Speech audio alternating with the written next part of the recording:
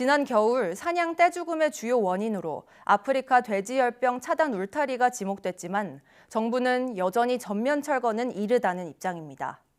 그런데 YTN 데이터랩이 사냥 사체가 많이 발견된 설악산 국립공원 인근을 분석해보니 울타리가 필요한 돼지 농가는 거의 없는 것으로 나타났습니다.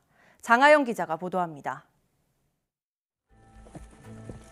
지난 겨울 1,000마리 넘게 목숨을 잃은 1급 멸종위기종 사냥. YTN 데이터랩은 겨울철 사냥의 행동권을 토대로 울타리가 지친 사냥의 최후의 일격으로 작용했다고 분석했습니다. 환경부도 사냥 떼죽음의 배경에 울타리가 있다는 걸 인정하고 설악산에 올겨울 사냥이 드나들 수 있는 폭 4m짜리 통로를 늘리기로 했습니다.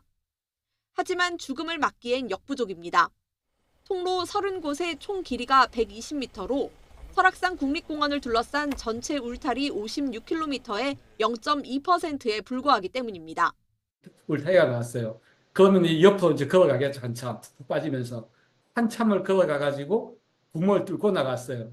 근데 뚫고 나갔는데 뚫고 나간 지점 그 앞에 먹이가 잔뜩 있으면은 살 수가 있지만 그 바깥에 만약 먹이가 없다면 거기서 또 죽은 사냥이 발견된 지도와 겹쳐보면 아예 통로가 설치되지 않은 구간이 많습니다. 그런데도 울타리를 전면 철거하지 않겠다는 정부, 내세우는 첫 번째 이유는 방역입니다. 18년도 중국에서 AS가 발생해서 약 1억 5천만 마리가 폐사했던, 그로 인해서 약 가격이 60% 정도 뛰었던 시점이었습니다. 그리고 지금까지도 인근에 있는 태국이라든가 필리핀 그런 국가에서는 다발하고 있고. 그렇다면 울타리가 감염을 제대로 막는 역할을 하고 있을까? 아프리카 돼지열병이 북쪽부터 무섭게 확산하던 2019년, 울타리를 설치한 뒤에도 야생 멧돼지 감염은 남쪽으로 계속 내려왔고 올해는 경북에 있는 돼지 농가까지 피해를 봤습니다. 사냥이 떼죽음 당한 설악산 일대는 최근 3년 동안 야생 멧돼지나 농가의 감염 사례가 없었습니다. 설악산 국립공원 주변에는 울타리로 보호해야 할 돼지 농가 자체가 적습니다. 사냥 통로를 연 지점 반경 10km 이내에 3곳, 열지 않은 지점 반경 10km 내에 2곳 뿐입니다. 돼지 농가들은 국립공원을 넓게 두르는 광역 울타리보다 농가 중심의 방역을 더 원했다고 말합니다. 우리가 전체 지금 광역 울타리 친 게 한 예산이 한 1,800억 이렇게 들었잖아요. 철판으로 해서 완전히 진짜 딱 둘러칠 수 있는 게 한 2,500에서 한 3천만 원 정도 든다 그러더라고요. 그러면 5천 농가면은 3천만 원 들어도 한 1,500억 정도거든요.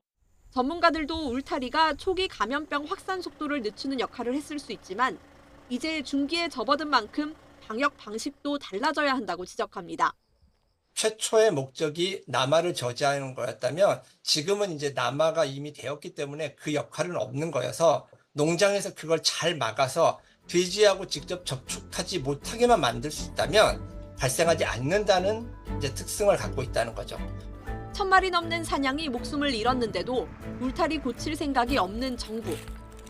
겨우 살아남은 사냥에게 또다시 혹독한 겨울이 다가오고 있지만 환경부는 내년까지 4m 통로의 효과를 지켜보자는 입장입니다.